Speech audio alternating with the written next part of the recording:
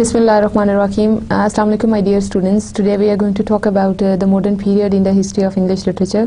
So here you can see the dates. It was started in 1900 and was ended in 1961. Dear students, this is your lecture number 22, History of English Literature class and ComSat's Virtual Campus Islamabad. As you know, my dear students, previously we were talking about the Victorian Age in the history of English literature, okay, and then before that, that was Romantic movement. So my dear students, what you have to keep in mind is that what are basically the differences between these ages, and you know how similar these ages are, and how far the essence of the previous age is present in the modern period. I just want to revise some of the lectures from the Victorian era, where I told you that was an age of chaos, restlessness, and there was unemployment as well, and it was later on got solved as well, okay, when there was a concept of industrialization in the English society and people moved to the urban cities in order to work in different industries and in different companies as well. So my dear students, that was an age of chaos. So that is why you could see in their novels the writers, they highlighted the bad aspects of their society, okay, the kind of problems which they were facing. Okay, when we were dealing with Charles Dickens, he was a novelist. So my dear students, you could see in his novels there are too many autobiographical elements are present, okay. So same is the case with other writers of that time as well, poets. So in their that was an age where novel was on the top position. Previously, when we were dealing with the Romantic movement in the history of English literature, so you could see poets like William Wordsworth, Keats, Shelley, Byron, they were on the top position. Okay, my dear students, what you have to keep in mind over here is after doing the comparative study of both the previous ages, Victorian and Romanticism, what were basically the common points in both the ages and how those both ages are different from each other, we are moving towards the modern period. My dear students, Victorian age is very much important in the history of English literature, because there you could see the revival of the medieval literature. Some of the writers, they were impressed by the Elizabethan writers, and some of them, they had an influence of the Romantic poets as well. Okay, my dear students, here this is the modern period. Okay, their rapid development led to great gains in material wealth. So my dear students, after industrialization, after too many revolutions in the English society, so they were too much successful in gaining wealth. Okay, here we are talking about material wealth, that is in form of money, in form of jewels, and not the spiritual health. Okay, why we have mentioned over here the material wealth, because that is opposite of spiritual wealth, because they did not give any kind of importance to spirituality. Okay, but when capitalism came into its monopoly stage, the sharpened contradictions between socialized production and the private ownership caused frequent economic depredations and mass employment. So my dear students, here we are talking about capitalism, another more concept, and this is very much associated with the modern period in the history of English literature as well. Okay, and you could see mass employment, that is you can say a cause of capitalism. Okay, my dear students, you have to keep in mind over here, previously in the Victorian period, you could see industrial revolution. Here we are introducing one more term, that is capitalism. All the property, all the investment, you could see all the profit would be in the hands of government of that time. All right, so government would control the distribution of wealth among the masses. So here you could see one of the thing which was a problem there, that is mass unemployment. Okay, so here equal distribution was there. So previously when when everything is in the personal custody of human beings, so definitely they take care of themselves only. So here capitalism, the equal distribution of wealth, that concept was there in the English society at that time.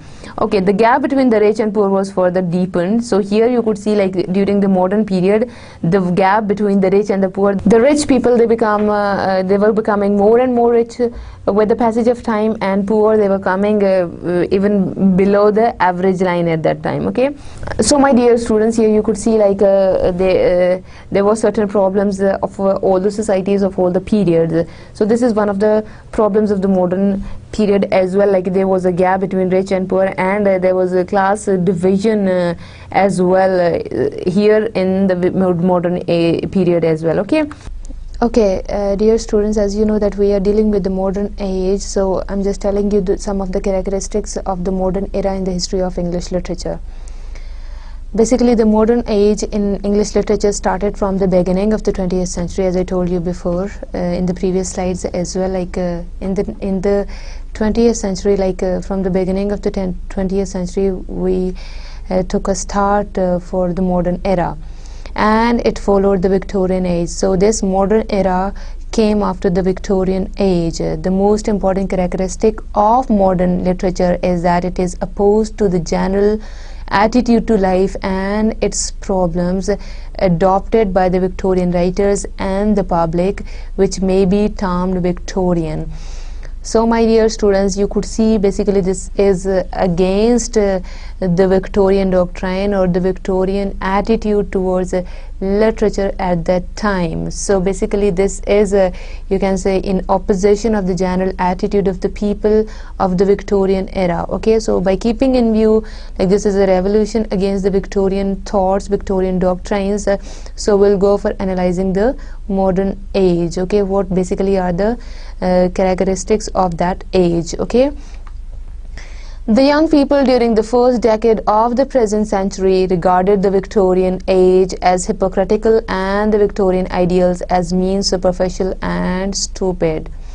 So dear students, here you can see like how people they categorized you can say Victorian ideals and Victorian writers, like they were dual face and they were superficial and they were stupid. So this is something which was very much common in the modern era, like especially the people who belong to the first decade of the 20th century of the modern era. So my dear students, they used to give these attributes to the Victorian writers and Victorian people. Okay, this rebellious mood affected modern literature, which was directed by mental attitudes, moral ideals and spiritual values diametrically opposed to those of Victorians. Nothing was considered as certain, everything was questioned. In the field of literary technique also some fundamental changes took place.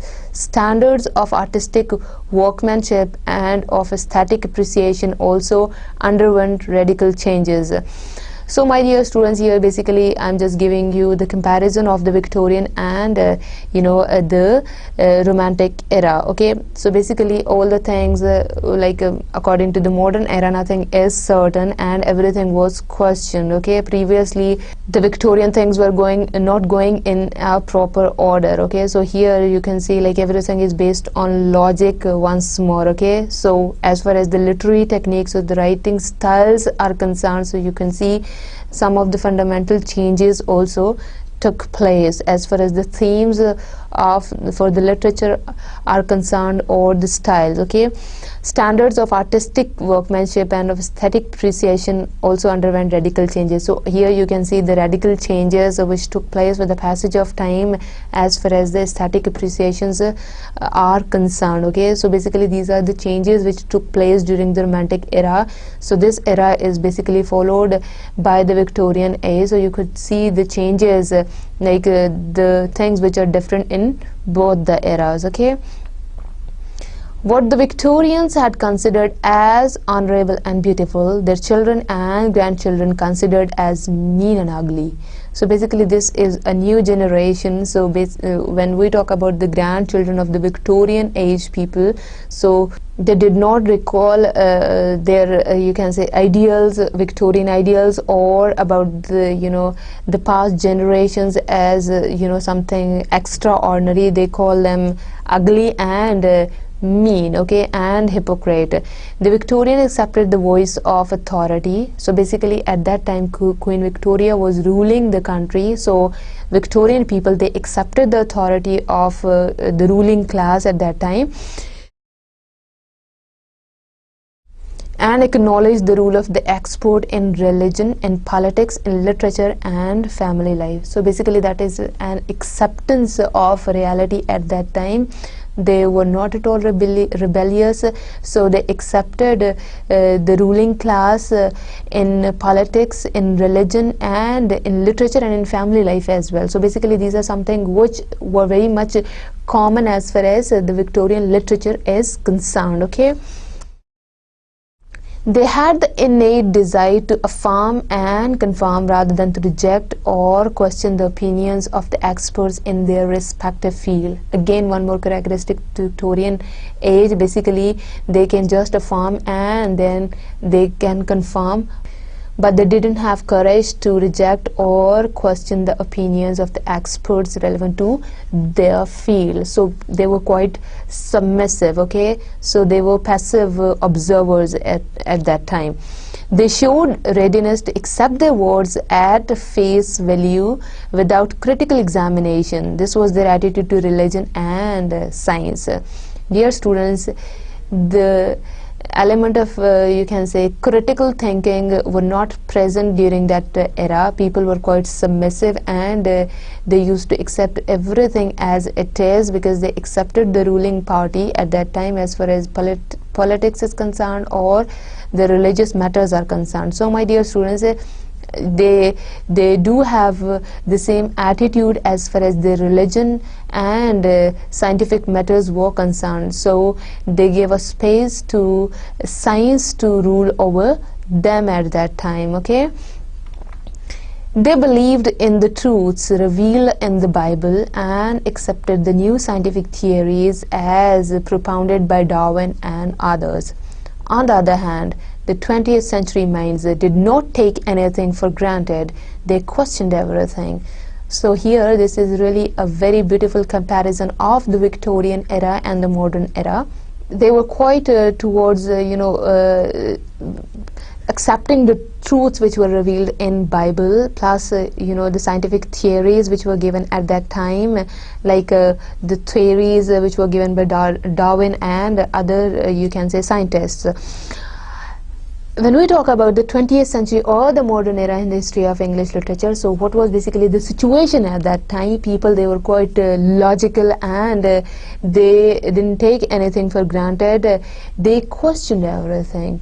Previously, in the Victorian age, you can say people were submissive. Here, they didn't have courage to question anything, to criticize anything. Here, you can say entirely a new generation we are going to introduce in the modern era. Like they were quite against the you can say the values of the society, the trends which were being followed during the Victorian age. So again, that's a kind of revolution of the Victorian spirit over here in the modern era. Okay.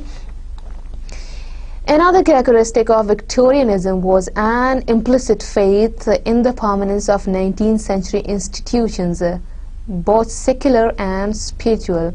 The Victorians believed that their family life, their constitution, the British Empire and the Christian religion were based on sound footings and that they would last forever.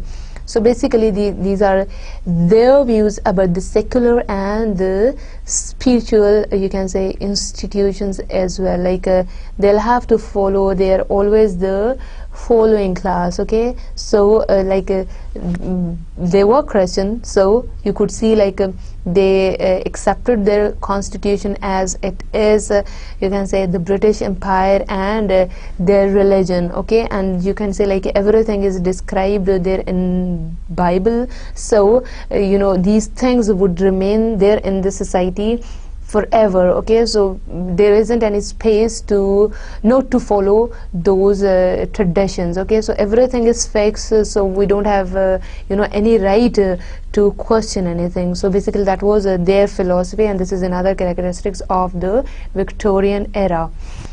This Victorian idea of the permanence of institutions was replaced among the early 20th century writers by the sense that nothing is fixed and final in this world. So this world is changing, this world is not static, this world is not final. Everything whatsoever is here, like religious matters, for example, political parties which are there, they are not final. So it's totally up to the individuals of any society how they amend the rules of that society. So basically, again, one more difference you could see over here between Victorian era and the Romantic era. Previously they used to accept the things as they were. Here they question everything, okay, like nothing is permanent, nothing is inflexible, nothing is static. This is the doctrine which was followed by the modern era writers and the people as well, okay. G.H. Wells spoke of the flow of things and of all this world of ours being no more than the prelude to the real civilization. The simple faith of the Victorians was replaced by the modern man's desire to probe and question. Bernard Shaw, foremost among the rebels, attacked not only the old superstitions of religion but also the new superstitions of science. So my dear students, here I'm introducing a dramatist from the modern era. His name is George Bernard Shaw. So you could see like he was quite a rebellious writer, and he attacked the old traditions or the old superstitious beliefs of the country as well as the new superstitions. So my dear students, here you can see like we can see the names of two authors. One is G.H. Wells, like how he talked about the modern era and the Victorian age. So here you can see like this is the world of ours being, okay. So we are here to formulate the world. This world is for our matters and this is for our concerns. So in the next author talks about the superstitious beliefs of the English society of that time, okay. The watchwords of the creed were question, examine and test. So you can see this was the slogan of the modern era as well, like you have to question everything whatsoever is happening, you have to examine and what is you can say going on in the society, or in you can say as far as the scientific advancements are concerned, you have to test it as well. He challenged the voice of authority. So we are talking about Shaw over here, like for the first time he challenged the voice of authority and the rule of the expert, like who basically are the experts, what are basically the things which they provided on the basis of what thing. He was responsible for producing the interrogative habit of the mind in all spheres of life. So here, dear students, George Bernard Shaw was the first person who you can say gave birth to certain questions in human beings' minds, okay. At that time people, they were leading quite a life of ignorance. So here he you can say he told people of his society not to be ignored and not to go in as it is way as things are being implementing on them. So you have to question, you have to examine and you have to test the evidence of anything, okay. So interrogative, like that's the questioning habit in the minds of human beings of that time, okay. So in all spheres of life, either you are talking about the religious matters, the political affairs, the sociological affairs, or you can say the psychological affairs as well. So you have to be interrogative, why this is happening, what are basically the reasons, how the changes are taking place. So the things which you have to keep in mind as well. So here you can see the elements of critical thinking are very much present in the modern era, okay. He made the people question the basic conceptions of religion and morality. Andrew Undershaft declares in Bernard Shaw's Major Barbara, that is what is wrong with the world as present.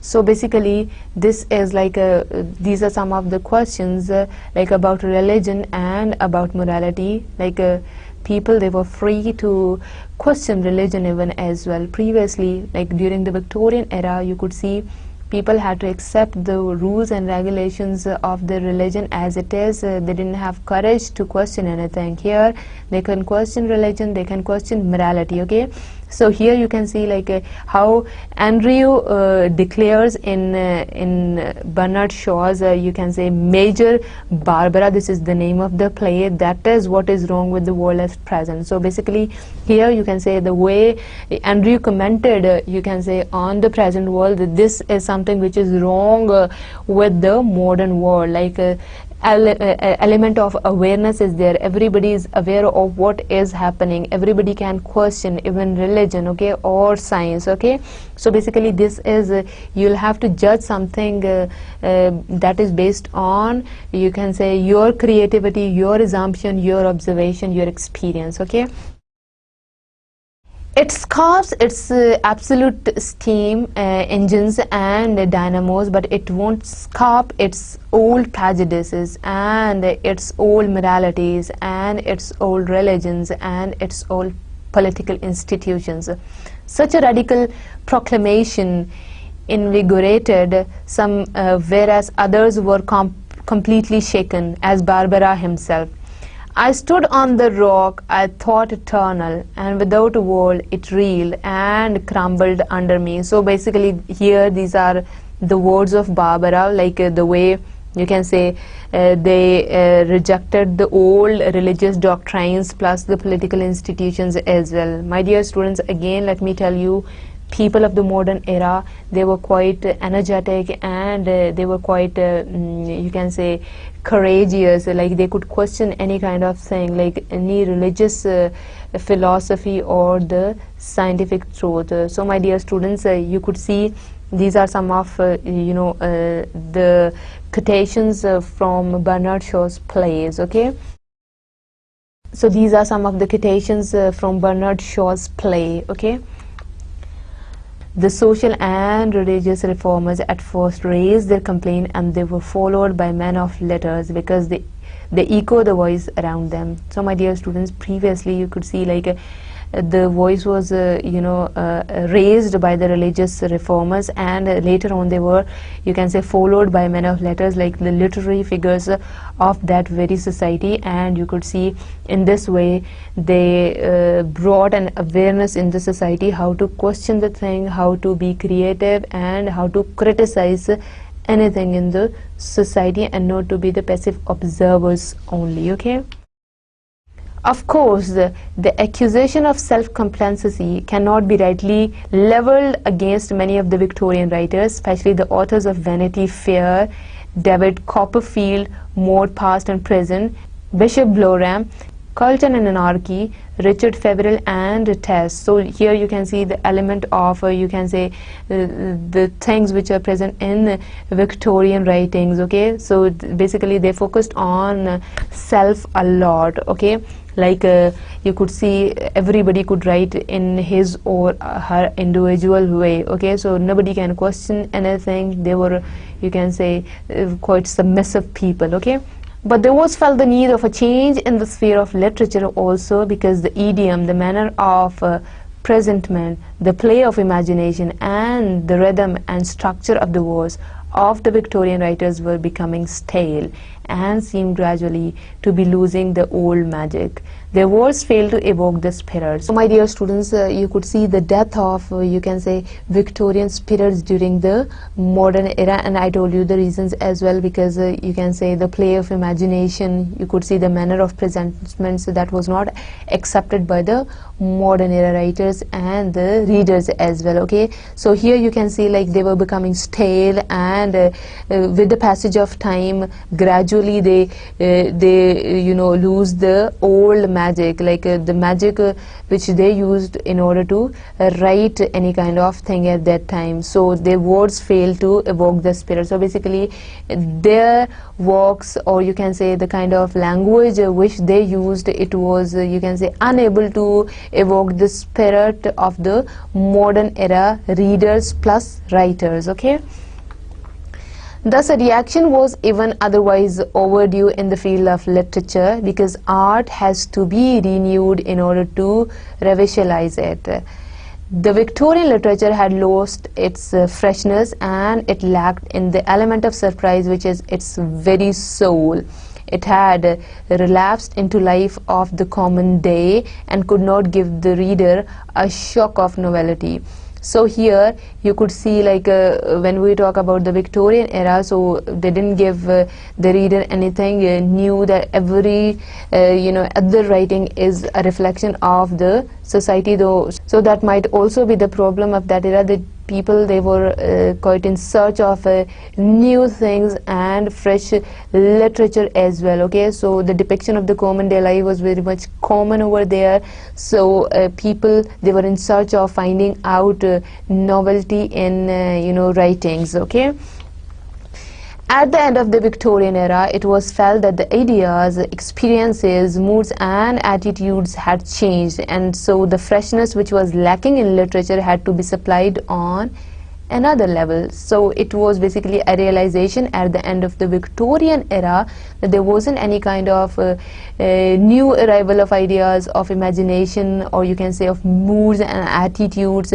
So there was a need to replace the Victorian era doctrines with something new and interesting, which would attract the readers or the people of the society. Okay, the Victorians believed in the sanctity of human life, but in the 20th century, the sentiments for the family circle declined. Young men and women who realized the prospect of financial independence refused to submit to parental authority and considered domestic life as too narrow. So here you could see the different trends during the Victorian era and the modern era. So here you could see, like in the 20th century, you could see like the sentiments for the family circle declined. So people, they had to come out of their domestic issues, from their family issues, in order to see what is basically happening in the world of evolutions. Okay, so basically the Victorians, they just focused on the domestic life in their novels. So when we were talking about the Victorian novels, so you could see most of the novels they were written within the household settings. Okay, about the household issues, family matters were quite common over there. So this is again a shift from domestic issues to the social issues of the society over here, because this is a world of advancements of technology, of science. So my dear students, basically like people, they realize the importance of financial independence as well during that era, and they rejected the parental authority. Okay, so they wanted to be free, to be liberal, and to choose their career. That was really a very important task for them. So basically, in order to lead a good life, you'll have to be financially strong. So when we talk about the Victorian era novels, for example, so you could see like the elements of unemployment were very much there, like child labor is there, like parental authority is very much there, like child abuse is also there. So here in modern literature, you could see an entirely a new approach. Okay. Moreover, young people who began early to earn their living got greater opportunity of mixing with each other, and to them sex no longer remained a mystery. So love became much less of a romance and much more of an experience. So here you could see like with the passage of time, when youngsters, they started earning the money, so you can say they got an opportunity to mix themselves with the other people of the society. So here you can say the values which were being changed at that time, like for them these you can say intimation or love, that is you can say that became an experience of their life, and that's not at all a mystery for them now. Okay. So my dear students, basically these are some of the examples of the disintegration of values in the 20th century. The result was that the modern writers could no longer write in the old manner. If they played on such sentiments as the contempt for money, divine love, natural beauty, the sentiments of home and life, classical scholarship, and communication with the spirit of the past, they were running the risk of striking a false note. So basically they did not focus on the domestic issues, on the household life, or for example, or about the divine love, or you can say the natural beauty. So my dear students, there was, you can say, quite freedom in the society at that time. So they, the modern writers, they adopted a quite new approach towards writing literature, okay? Even if they treated the same themes, they had to do it in a different manner and evoke different thoughts and emotions from what were normally associated with them. The modern writer had therefore to cultivate a fresh point of view and also a fresh techniques. So everything, like people, they were quite much bored from the old traditions of writing novels previously in the Victorian era. So my dear students, here people needed a change. So you could see, even if you are talking about any old concept, or you can say any old theme from the Victorian era, so in during the modern era, you could see like you'll have to present that theme in a better way or in a different way, okay? So basically in order to evoke different thoughts and emotions which are basically associated with those themes. So entirely a new approach towards literature is being introduced over here in the modern era, okay? So here you have to adopt a fresh point of view and fresh technique, because people, they were very much bored from the old traditional way of writing literature, okay? The impact of scientific thought was mainly responsible for this attitude of interrogations and disintegration of old values. So basically this is just an impact of the scientific thought. People, they became more creative and they became more interrogative, okay? The scientific truths which were previously the proud possessions of the privileged few were now equally intelligible to all. In an age of mass education, they became to appeal to the masses, okay? So here basically this you know, scientific truths, these are not just a possession of the elite classes of the society or any particular class of society. So basically this is an age of mass education. So people, they were getting familiar with the trends of the society, what is basically happening as far as the scientific advancements were concerned, okay? So here science is not just restricted to the privileged ones only, okay? So it you can say leads us towards interrogative behavior and disintegrations of old values as well, because we could not mix up the Victorian doctrines over here in the modern era, okay?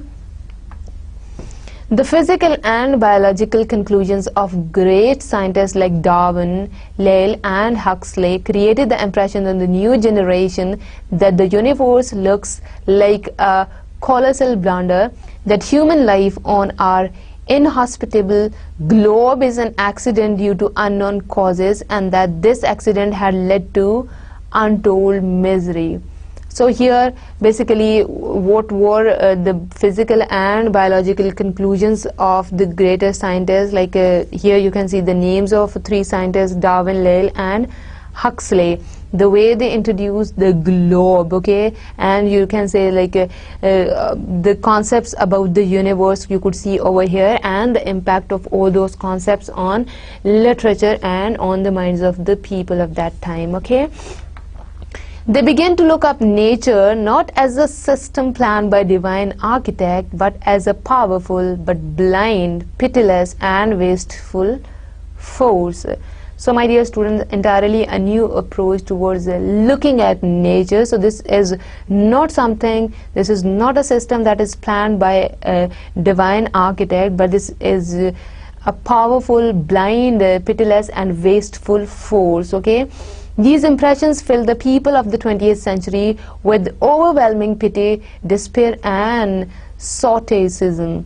Okay, a number of writers bred and brought up in such an atmosphere began to voice these ideas in their writing. So basically this is, you can say, the concept of nature was being changed during the modern era as well, and you could see the impact of that change in the writings of different writers of that time, okay?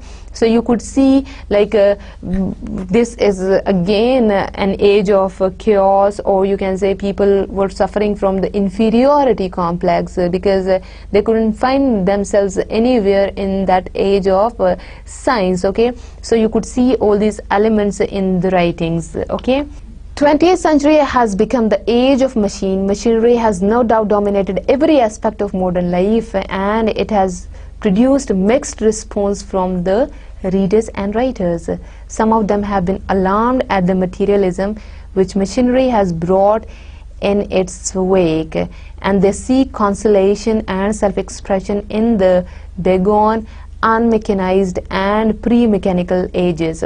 So my dear student, this is a world of machinery, you can see, and a materialistic world as well. So you could see like due to the effects of machinery and materialism on the lives of people, you could see the different responses from the writers and readers of the modern era as well, because you could see the mixed responses from them, like they could go for different kinds of interpretations as far as the explanation of any literary text is concerned, or when we talk about writers, so they could present any kind of thing in a different way. So it is totally up to them. So basically you can say as the modern world is complicated, so same is the case with literature, so it would lead us towards too many interpretations of the literary text.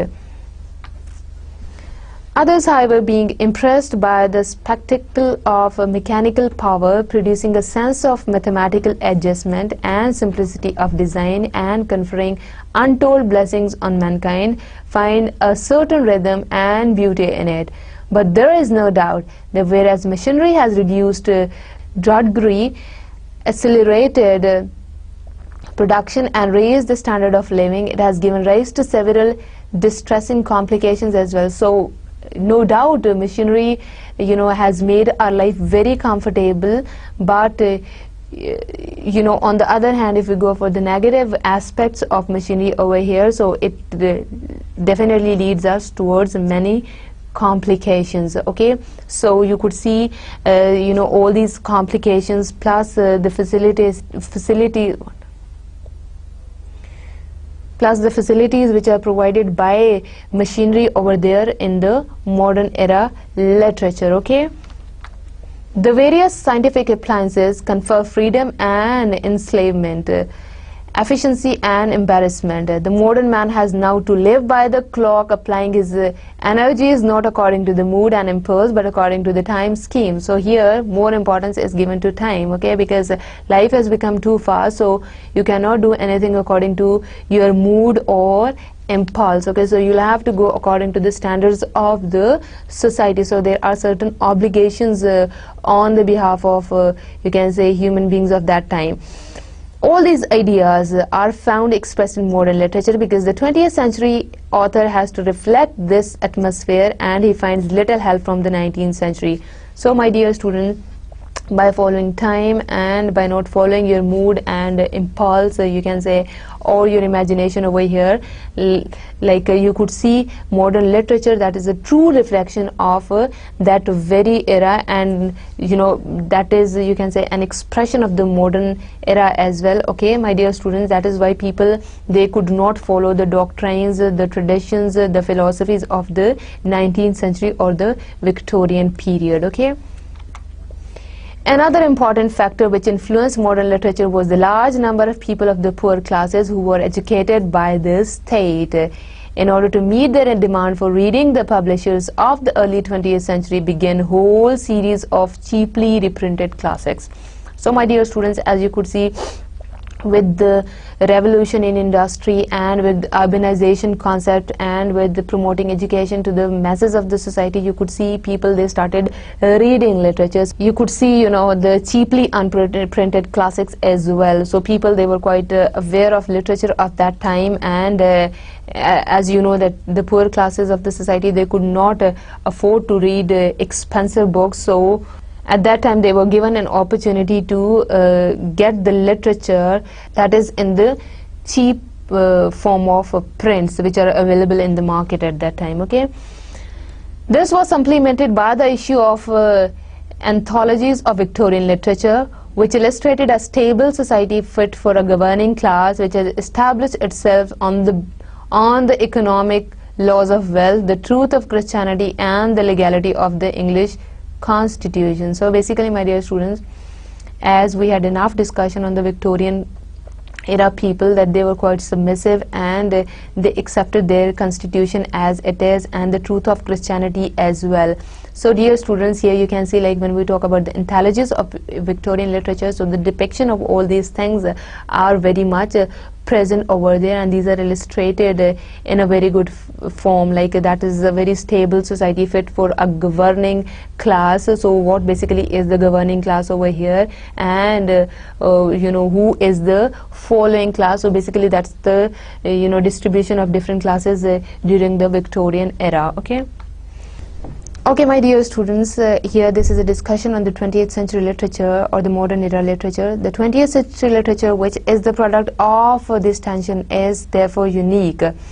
It is extremely fascinating and at the same time very difficult to evaluate, because to a certain extent it is a record of uncoordinated efforts. It is not easy to divide it into schools and types. So dear students, here basically this is a product of tension which was going on during the modern era, and you can say different factors which are involved in the formulation of literature. Those are not much easy to evaluate. Okay, so there you can see there are no fixed you can say allegories which are present in any poem. So that is extremely fascinating, plus it is unique. Okay, it is full of adventures and experiments peculiar to the modern age, which is an age of transition and discovery. But there is an undercurrent in it which runs parallel to the turbulent current of ideas which flows with great impetuosity.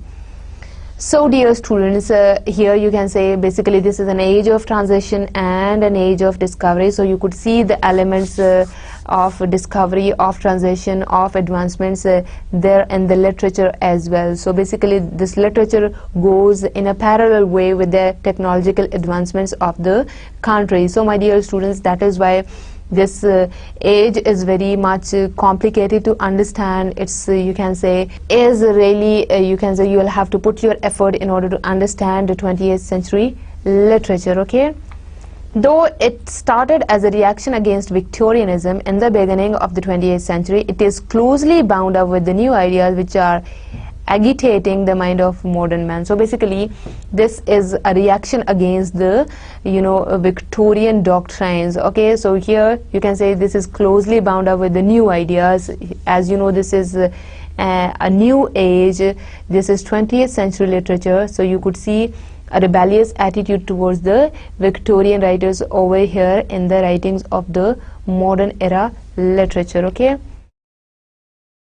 so my dear students, so far I just told you the you know overview of modern literature. Okay, like this is 20th century literature, what was basically happening you know during that era, and we drew the comparison between Victorian age and you know the modern era as well. Okay, my dear students, I guess like the things are being cleared in your mind with the passage of time, because we are drawing the comparison of different eras as well.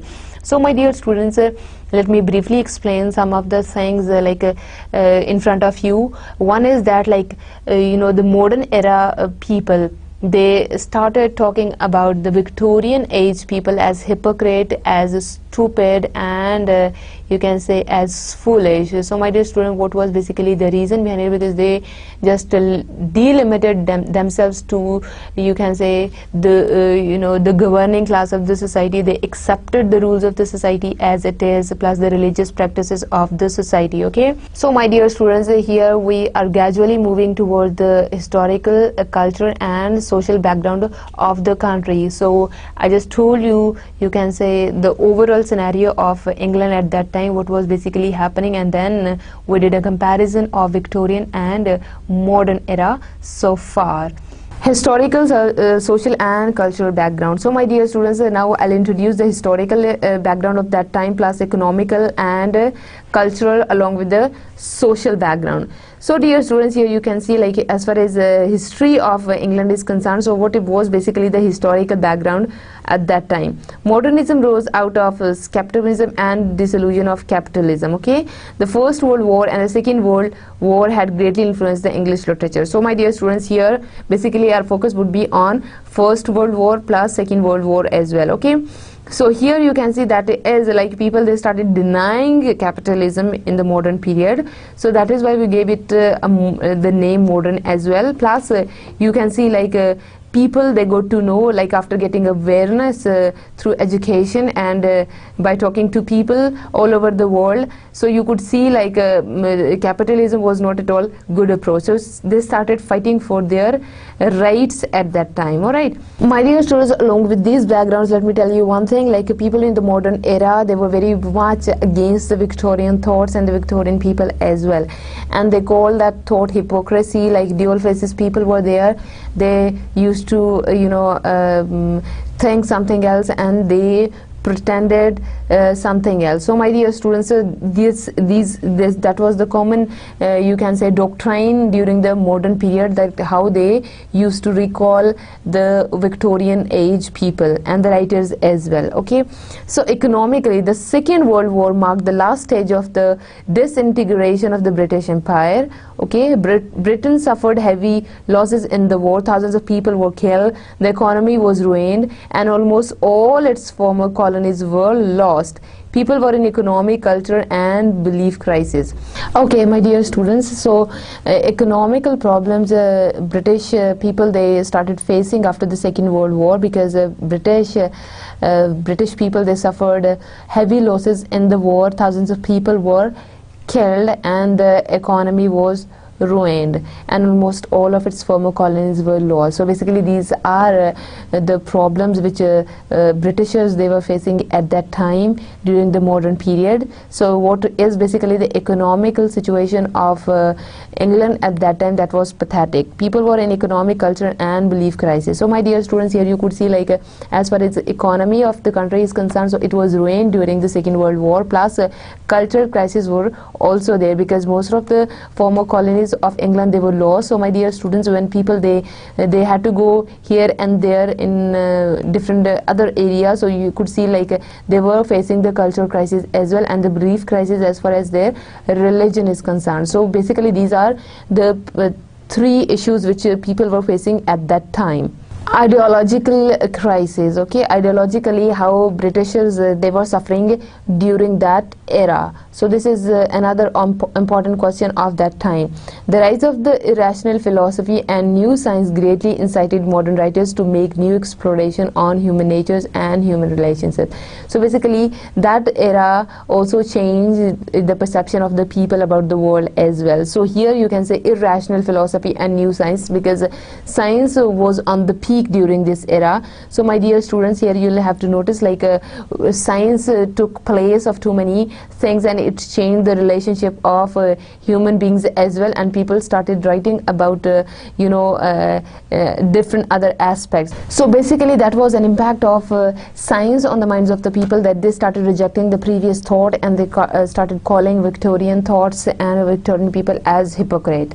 Alright, so basically when science takes place of different things, definitely it would change the emotions, feelings and perception of the people in the society as well. So my dear students, here you have to keep in mind like what were basically the ideological changes which were going on during that era. So this is an era of change. Okay, and many times I told you like when we enter into the new century, into the new history of you can say into the new era of English literature, so you can see like we keep on rejecting the previous values, previous thoughts. Okay, so dear students, here by keeping in view all the ideological changes, economical changes, and plus we have mixed it with the historical happenings as well. As you could see like say First World War and Second World War, these are the two important events of modern period.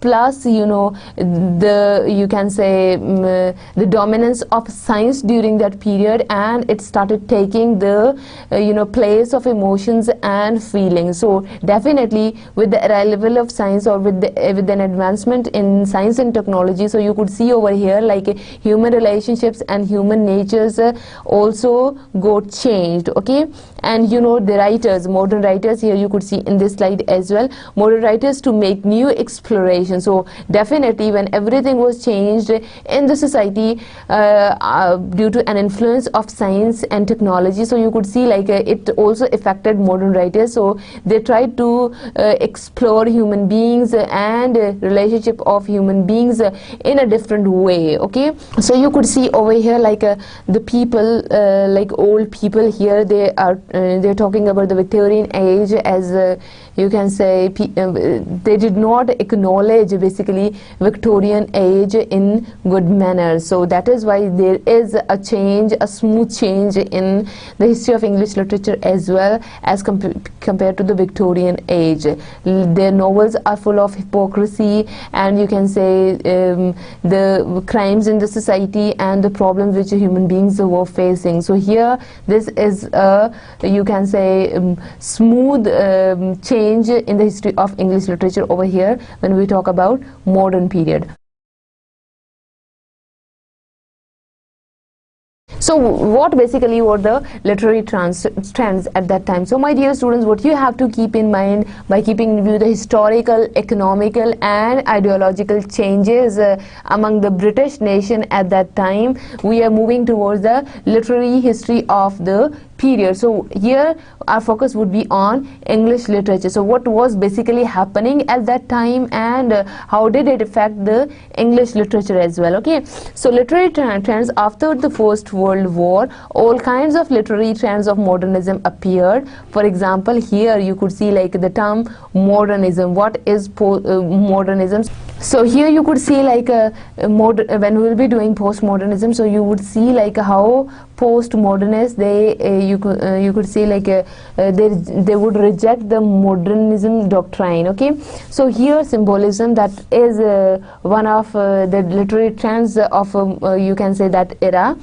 Expressionism, surrealism, Cubism, Futurism, Dadaism, Imagism and stream of consciousness. So my dear students, these are basically the literary trends of that time. So here you could see like modernism and you can say literary trends. Here we are talking about like the period which was started after the First World War. Okay, modern English poetry, it is in some sense a revolution against the conventional ideas and forms of the Victorian poetry. So my dear students, here you could see like that was a revolution against the Victorian ideas and the form of Victorian poetry as well. So dear students, here you could see like the kind of change which you would feel over here like in Victorian and modern poetry. So if you compare two other eras in the history of English literature, so you won't be able to find that kind of differences over there. So basically my dear students, time and again I'm telling you that that was an age of evolution, that was an age of science. So science replaced every other thing there. So definitely it's changed the overall environment of the country plus the attitude of the people as well. So my dear students, here you'll see like that is a revolution against the conventional ideas. So here we are talking about Victorian ideas which were there. So basically they try to highlight the negative aspects of the society, plus that was a revival of the medieval literature there in you can say in the Victorian age. So my dear students, here you could see like that is totally against modern English poetry, is totally against the trends which were being followed during the Victorian age. Okay, modern English novels, the first 3 decades of 20th century were golden years of the modernist novel. So my dear students, first 3 decades of 23 were the golden. So many of the novels, they were produced in the first 3 decades. Okay, 1900 to 1930. So that was a golden period for novels. So previously when we were talking about the Victorian age, so you could see over there like that was a period of novels. So that is why maybe right after the Victorian age you could see in modern era novel was again on the topper position for the first 3 decades. Okay, the development of 20th century English drama. So here whenever we talk about certain things, so you could see like we could not see drama in the Victorian age because there wasn't any trend of going into theater to make a film or to make a drama on any kind of drama that is written by the dramatist of that century. So that was not a trend. The easy way of conveying your thoughts plus to get yourself understood by the masses is to write novels, okay, to deliver your idea in a good way. That at that time it was novel. So here, dear students, again we could see English drama once more. The most celebrated dramatist in the last decade of the 19th century was Oscar Wilde and George Bernard Shaw, who in a sense pioneered the modern drama, though they did not make so much in innovations in techniques and form as modernist poets are or novelists are concerned. So dear students, again you can see that was an age of novel, that was an age of poetry once again, no drama. Although we could see two very famous dramatists over here, one is Oscar Wilde and the other one is George Bernard Shaw.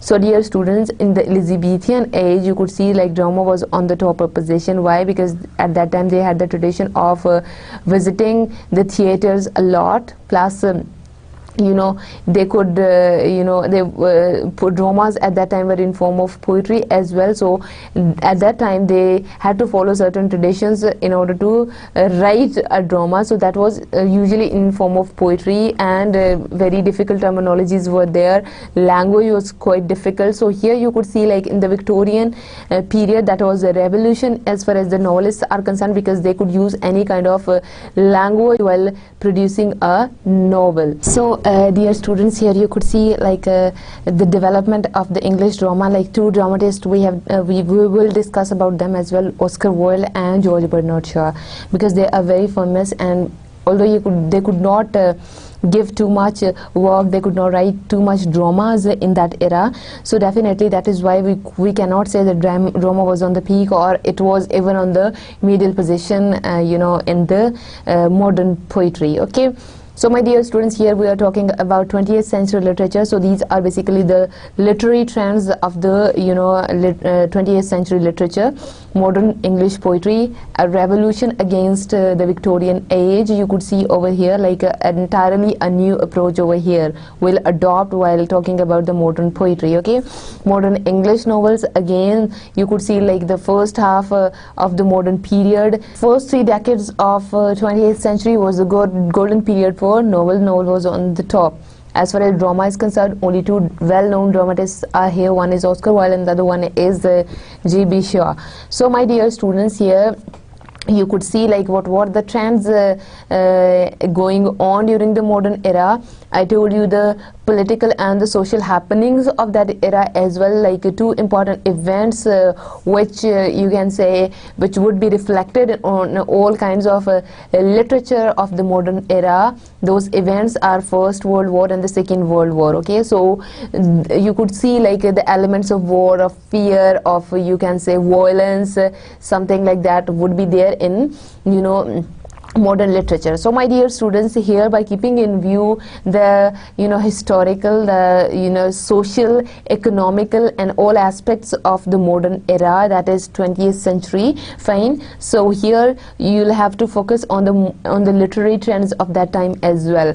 Dear students, by keeping in view all these domains, so we'll move forward in order to analyze some of the works as well and the major themes of that era. Okay, artistic features of modern period. This is another very much important concept. Modernism was a complex and diverse international movement in all creative arts. Originating about the end of the 19th century, it provided the greatest renaissance of the 20th century. So here renaissance, as we were talking about Renaissance period in the history of English literature, so this is again a kind of renaissance in the 20th century literature. After the First World War, all kinds of literary trends of modernism appeared. For example, symbolism, expressionism, surrealism, as I told you before as well. Okay. So, my dear students, here you would see like due to the effect of the First World War on the literary trend, so you could see like there were elements of symbolism in order to might be describing war scenes in the novels, in poetry. Okay, expressionism, people they started expressing themselves more. Surrealism, I'll tell you about it. This is again a kind of movement within modernism. Okay, and Cubanism, futurism, Dadaism, Imagism, and stream of consciousness. So my dear students, by keeping in view the concept of modernism, you could see like this is an umbrella term, so all these are the relevant terminologies relevant to modernism. So you could see over here like this modernism just did not affect the literature of that time only, so it was everywhere, like in all kinds of arts. Okay, as far as music is concerned, or you can say paintings, or you can say philosophy is concerned, so it basically affected all other domains of art as well. Okay, the basic characteristics of modernism in literature. So basically this modernism is a movement, and that was an international movement, okay, having too many dimensions in that, so it was a complex movement as well, no doubt in it. Okay, modernism takes the irrational philosophy and the theory of psychoanalysis as a theoretical base. One characteristic of English modernism is the dehumanization of art.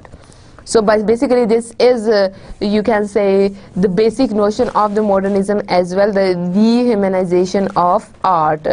The major themes of the modernist literature are the distorted, alienated, and ill relationships between man and nature, man and society, and man and himself. So basically this is a fight between man and other aspects. Sometimes this is between man and culture. So I told you that people, they were facing cultural crisis as well at that time. That was also a problem because all the former colonies of England, they were occupied. Okay, so here you could see like man and nature element is also there, man and culture is also there. So here, like my dear students, man and nature basically fight against nature. So here you could see like we are giving it this modernism these attributes due to many happenings which were going on during that era. So might be it is because of World War. Okay, nature, man and society, like here basically, as you can say, like they debated on Victorian literature a lot, Victorian society, Victorian people a lot. So basically this is also, you can say, a kind of topic here in the modernist literature as well, that they focused on man and society as well, man fight in the society. Okay, man and man. So this is basically a relationship of one person with the other people. So here you could see like the mood or the attitude towards human relations and human nature was also changed over here in in the modern era. All right, so basically the last topic, which was the topic of discussion under the modernist period, is that man and himself. So basically that was a fight between man and himself as well, the internal fight, the man and his consciousness fight here. Okay, so previously when we were talking about the stream of consciousness, what are the characteristics of the modern era, so you could see over there the stream of consciousness, that was the concept there. So this man and himself fight, that is between man and his you can say internal thoughts, what is basically in his mind. So my dear students, here you could see again once more this is a revival of the medieval literature, or you could see like of the Elizabethan literature as well, where they had the tradition of having soliloquy in, you can say, in their dramas. Okay, so this is man and himself, man and his thoughts, in man and his feelings might be. So here this internal thought is depicted in a very good way in the modern literature. Okay, so my dear students, here you could see like if you want to comment on modernism and modern literature, so basically these are the certain domains which are attached with modernism. Okay, so it gives rise to symbolism, expressionism, and stream of consciousness, and many other things. Okay, so basically they focused on man nature and you can say man relationships as well from a different perspective, and that is totally against the Victorian age. Okay, my dear students, by keeping in view all these things, these were basically the artistic features of modern period. What basically is the modern period? How did we give it the name the modern period? Because there was a revolution as far as literature and other advancements are concerned. Due to the advancement of science, we could see an entirely a new society here, the English society, that is known as modern society. Okay, so basically when we will talk about postmodernism, so you could see like what while drawing the comparison of modernism and postmodernism, you would be able to differentiate between different kinds of society. Right now here we're talking about a society which is liberal, which is modern, which is following new trends, new fashions. It is not like the pathetic society of Victorian age according to the writers of the modern period. Okay, my dear students, here I'm just telling you their names along with their masterpiece work as well. Okay, George Bernard Shaw, as I told you, he was a dramatist in the modern period. You could see over here like his work which was very popular is Mrs. Warren's Profession. So basically this is his you can say the masterpiece written by George Bernard Shaw. The other one is John Gulliver. Okay, so The Man of Property, this is his writing. Okay, William Butler Yeats, The Land of the Heart's Desire, this is his you can say work. William Butler Yeats. Thomas Stans Eliot, so known as T.S. Eliot as well. So this is Murder in the Cathedral. This is a masterpiece written by T.S. Eliot. Okay, and Robert Herbert Lawrence, Sons and Lovers. Okay, so this is a work done by that person. James Joyce, Ulysses. By keeping in view, like if somebody asks you who are basically the writers or the eminent personalities in the modern period, so definitely you can talk about these 6 writers of that era. Okay, and I have told you about their works as well.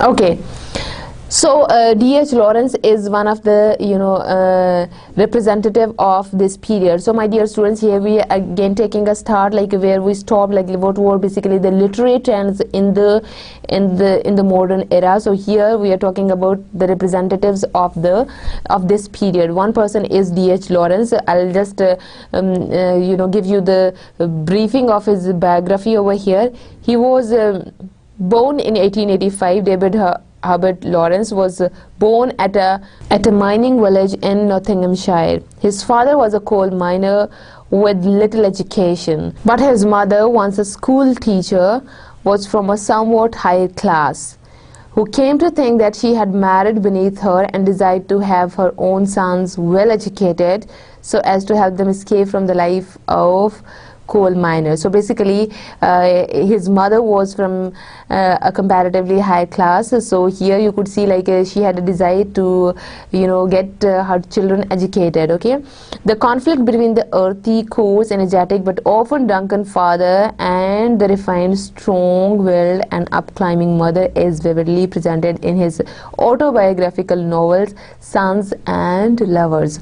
So my dear students, here you'll see the autobiographical elements of his life in his this novel, that is Sons and Lovers, and that was published in 1913. Okay, dear students, here you could see like it is all based upon like so if you analyze his this work, that is Sons and Lovers, and that is the most eminent work written by D.H. Lawrence as well. So you will see those tragedies which he had to face, the kind of conflicts which his mother and father used to have in their life. So you'll see all those aspects in his novels. Okay, and his other literary works are The Rainbow, Women in Love, Lady Chatterley's Lover. Okay, so dear students, these are his basically works. So he was a novelist, as I told you. Again, novel was on the top position in the first 3 decades of the modern period. Okay, so in this Sons and Lover, that is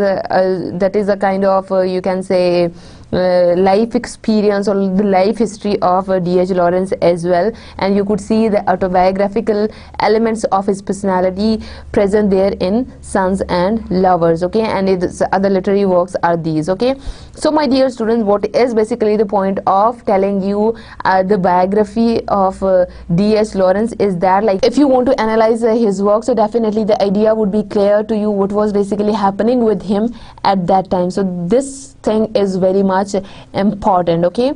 So okay, in his writings, what were basically the major themes in Lawrence's writings? In his writings, Lawrence has expressed a strong reaction against the mechanical civilization. So that is an age of machinery, an age of science. So basically, he has expressed a strong reaction against that world, okay. Okay, in his opinion, the bourgeois industrialization of civilization, which made its realization at the cost of ravishing the land, started the catastrophic uprooting of man from nature and caused the distortion of personality, the corruption of the will, and the dominance of a sterile intellect over the authentic inward passions of man.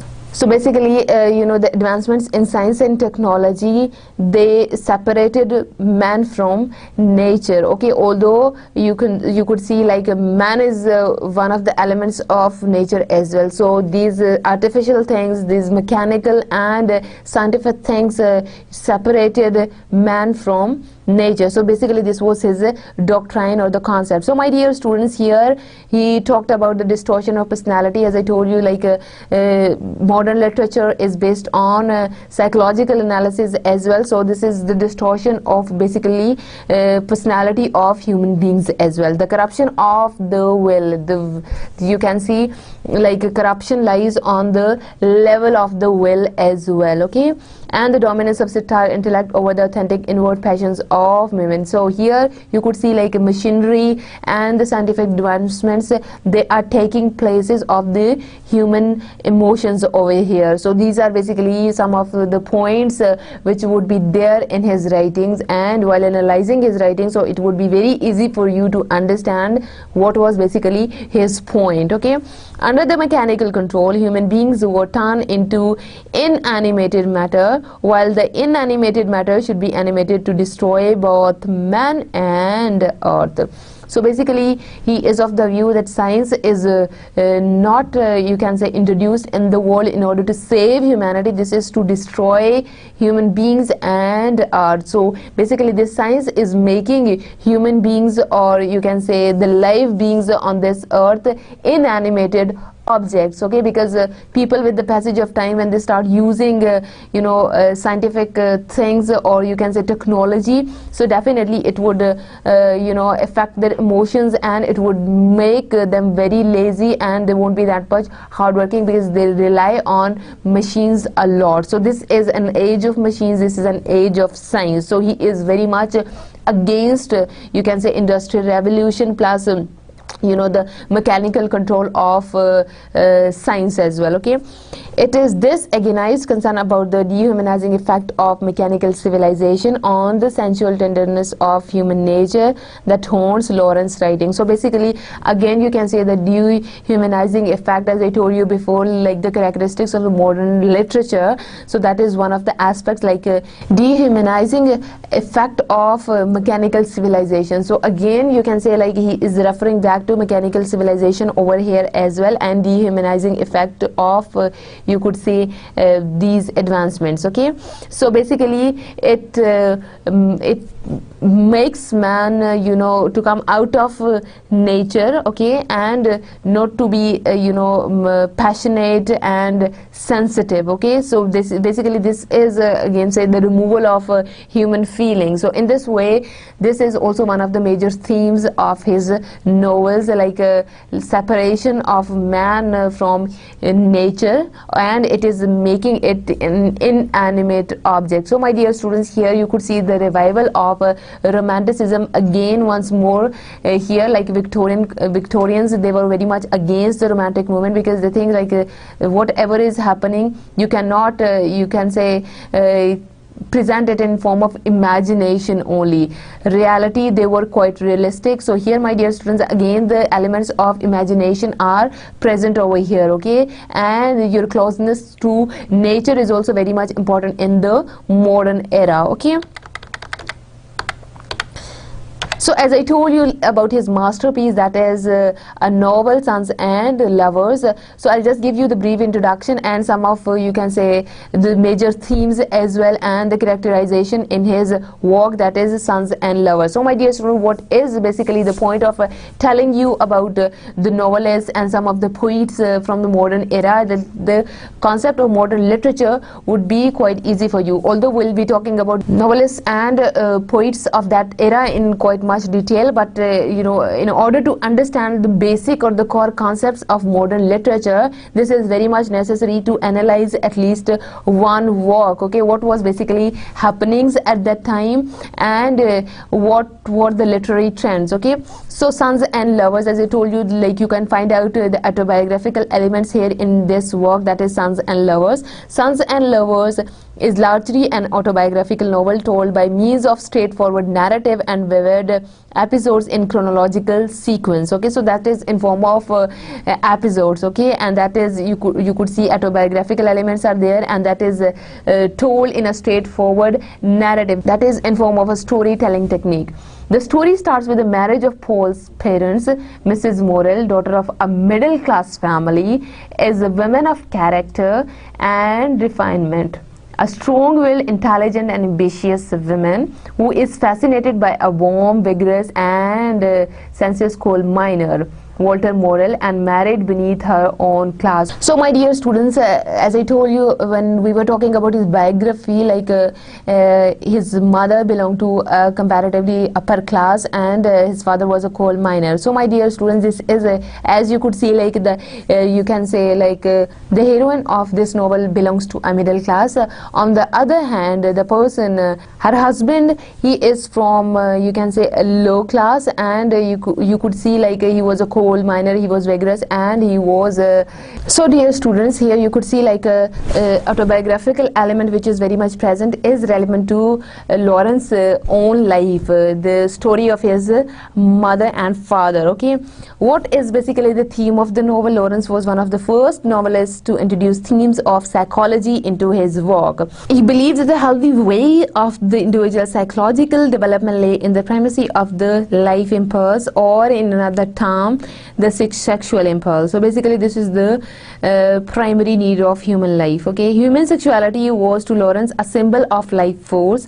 By representing the psychological experience of individual human life and of human relationships, Lawrence has opened up a wide new territory to the novel. So basically this is again you could see a new step or a new dimension in novels, okay? Okay, my dear students, here you could see like he focused on the psychological experience of individual human beings, and you can say their life and of human relationships as well. As I told you, the characteristics of the modern literature, like they focused on human natures plus human relationships. So basically here this is all about human nature plus human experiences and human relationships as well, okay? So dear students, that is like we have entered into a whole new doctrine as far as the novels are concerned, okay? Character analysis. So basically I would tell you some of the things about you know, the characters here. Gertrude Morel, the first protagonist of the novel, she becomes unhappy with her husband Walter and devotes herself to her children. So basically this is in another way you could see like this is a story of his mother, Lawrence's mother, okay? Paul Morel takes over from his mother as the protagonist in the second half of the book. After his brother William's death, Paul becomes his mother's favorite and struggles throughout the novel to balance his love for her with his relationship with other women. So my dear students, as I told you, like he was a hypocrite, or you could see like he was indulged in many bad activities at that time. So he tried to balance his love for his wife along with his relationships with other women, okay? Artistic features of the novel. Lawrence's artistic tendency is mainly realism. So what is basically happening in the society, that is there, no imagination is there. Okay, Lawrence's artistic tendency is mainly realism, which combines dramatic scenes with an authoritative commentary. So basically you will see when you read this novel Sons and Lovers, so you will be able to see like his authoritative commentary is also there. The way he was commenting on different scenes you would see over there, and the dramatic representation of scenes is also there. My dear students, here let me remind you once more, like we are analyzing Sons and Lovers, that is written by Lawrence, one of the representatives of the modern age. And the realistic feature is most obviously seen in its detailed portraiture. With the working class simplicity and directness, Lawrence can summon up all the physical attributes associated with the common daily object. So basically these are some of the artistic features of Lawrence's works, that is Sons and Lovers. So basically he had the quality of creating some kinds of dramatic scenes, and he could do authoritative commentary as well, along with you can say attributes which he has given to the physical beauty, okay, of the world and the daily common objects as well. Okay, so these are the artistic features. Okay, another literary figure, a very dominant personality in the modern literature, is James Joyce. Okay, I'll tell you about his biography and the things would be clear to you then. Okay, James Joyce was born in a Catholic family, Dublin, got his education at Catholic schools, where he passed through a phase of religious enthusiasm, but finally rejected the Catholic Church and started rebellion against the narrowness and bigotry of the Borgias Philistines in Dublin. Influenced by Ibsen, Joyce finally decided to take the literary mission as his career. So basically you could see like he was born in 1882, and he was born in a Catholic family, but later on he rejected the Catholic beliefs. Okay, Joyce is not a commercial writer. In his lifetime he wrote altogether 3 novels, a collection of short stories, 2 volumes of poetry and 1 play.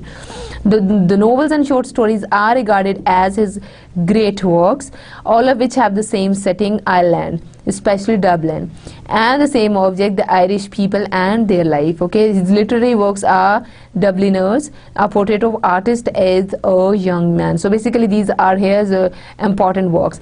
So my dear students, again, by keeping in view the trends and the philosophies of the modern literature, you could see over here his focus again is on human relationships and on human life. So in a way that's the revival of the Romantic period once more. Okay, so basically he was not at all a commercial writers who published their works in order to get money. He was not that kind of writer. Okay, on the other hand, so you could see over here like he just wrote 3 novels, a collection of short stories and 2 volumes of poetry and 1 play. So this is his contribution in the modern literature. Okay, so my dear students, here like he focused on Irish people a lot, and the setting is usually Ireland, and you could see like he focused on the life of Irish people as well. So basically these are some of the things which are common in all of his works. Okay, major theme which he followed while writing literature, that is he changed the old style of fictions and creating a strange mode of art to show the chaos and crisis of consciousness of that period. So basically again that is a reaction against the chaos and the crisis of consciousness of that period. As I told you, writers they imitate the things from the society, what is happening in the society, they try to produce everything in form of literature. So this is also one of the major themes in his writings. From him, stream of consciousness came to the highest point as a genre of modern literature. So basically my dear students, here you could see stream of consciousness. Previously it was just a concept, but here it came on a very highest point in the modern period, and it became a genre of modern literature as well. So we'll focus on stream of consciousness time and again when we'll be talking about modern literature. Okay, so this is Ulysses. I'll just give you the brief introduction of Ulysses Ulysses, his masterpiece. Ulysses gives an account of man's life during one day, that is 16 June 1904 in Dublin. The three major characters are Leopard Bloom, an Irish Jew, his wife Marion Tweedy Bloom, and Stephen Dedalus, the protagonist, in a portrait of the artist as a young man. The whole novel is divided into 18 episodes in correspondence with the 18 hours of the day. So my dear students, here we are talking about like 18 episodes of the novel, that is Ulysses, and you could see like like all these episodes, these represent, you know, the 18 hours of the day. So each episode is comprised of, you can say, 1 hour. It covers 1 hour of you know, the day. Theme: Ulysses is widely regarded as the most revolutionary literary effort of the 20th century, if only for Joyce's stream of consciousness technique. In his effort to create a modern hero, Joyce returned to classical myth only to deconstruct a Greek warrior into a parody of the wandering Jew. Joyce set a flawed and endearing human being. Joyce devoted considerably detailed passages to the most banal and taboo human activities: gluttony, defecation, urination, dementia, masturbation, okay, voyeurism, alcoholism, sadomasochism, and coprophilia. And most of these depictions included the hero Bloom. So my dear students, these are basically the themes, like the sins and the crimes in the society. So you could see over here, like this is again you know, an analysis of the human psychology over here and the stream of consciousness, and it became a genre during the modern literature. Previously that was just a concept or a thought, okay. So here we are, when we will deal with the modern novels or the modern literature, so this stream of consciousness would be very much common. So you should be aware with this terminology, okay. Character analysis, I'll do it. Bloom, Leopard, Pallady, the protagonist of Joyce's mock epic. Bloom is a modern hero in contrast to the Homeric Ulysses. Throughout the novel, Joyce exposes Bloom, okay, an ad converser, as an outsider and as a Christ-like figure. Bloom Molly, okay, this is Marion Tweed, the wife of Leopold. The wife of Leopold Bloom, who has an affair with fellow singer Blazes Boylan. Boylan Blazes, a Dublin singer who has sex with Molly Bloom on the afternoon of June 16, 1904. Okay, my dear students, here you can see like this, as you know, like the 18 episodes of this novel, they are distributed in a way like they cover 18 hours of one day, that the day is 16 June 1904. So here you can see like the settings or the character analysis, who basically were the characters of the novel, you could see over here. Artistic features, again, as we discussed about you know, the other novelist Lawrence as well. So here when we were talking about Lawrence in Sons and Lovers, so here this is an analysis of the artistic features of Ulysses. Ulysses has become a prime example of modernism in literature. It is such an uncommon novel that there arises the question whether it can be termed as a novel all, for it seems to lack almost all the essential qualities of the novel in a traditional sense. There is virtually no story, no plot, almost no action, and little characterization in the usual sense. But below the surface of the events, the natural flow of mental reflections, the shifting moods and impulses in the characters in a world are richly presented in an unprecedentedly frank and penetrating way. So my dear students, here you could see like these are basically the artistic features. So here there are two, you can say, less characters in the novel. So my dear students, but what is basically happening behind the story or within the mind of those characters, that is very much important. So for the very first time, like James Joyce, after producing Ulysses, so my dear students, you could see like many of the people, they rejected Ulysses as a novel because it was written in an entirely new way, okay. So basically it lacks all the essential qualities of a novel, the set standards of writing a novel. So he wrote this novel in a new way, okay. He you can say rejected all the traditional things which were involved in writing the novel. Basically, there is no story, there is no sequence of events that is known as plot, almost no action, and little characterization. As I told you, like two less characters are here in the novel, okay, and there is no action as well. So you might be thinking that it is a boring story, but if you go for the psychological analysis of the character, so it would be very interesting. So basically, my dear student, what was basically the point of introducing these major, you can say, works? So my dear students, like I just wanted you to be familiar with what was happening in the society at that time, plus what were the literary trends of that time, okay. So that was all about today. I gave you a briefing on modernism in English literature, okay. This is a new era that was started in 1900 and was ended in 1960. So we'll talk about you know, poetry of that era in detail, some of the eminent writers of that era, okay, and along with their works. So that is all about today, okay, my dear students. If you want to